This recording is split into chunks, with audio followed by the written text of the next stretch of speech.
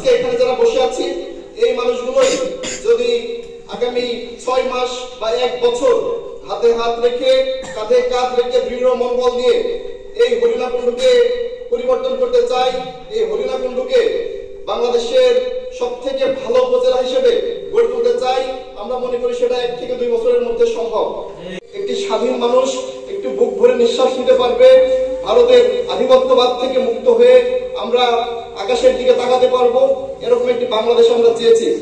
অতএব শুধুমাত্র এই হাসিনার পতনের মধ্য দিয়েই আমাদের এই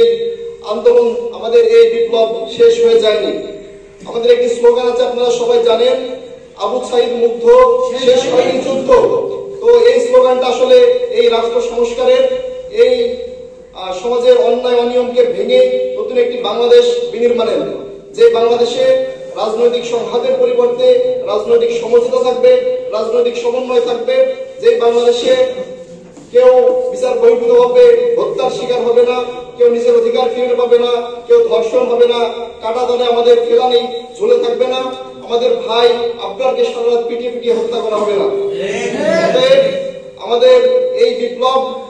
চালিয়ে যেতে হবে এবং আমরা মনে করি এই বিপ্লব এই ছোট ছোট জায়গা থেকেই গড়ে ওঠা সম্ভব। আমরা আজকে এখানে যারা বসে আছি এই মানুষগুলোই যদি আগামী 6 মাস বা 1 বছর হাতে হাত রেখে কাঁধে কাঁধ রেখে দৃঢ় মনোবল নিয়ে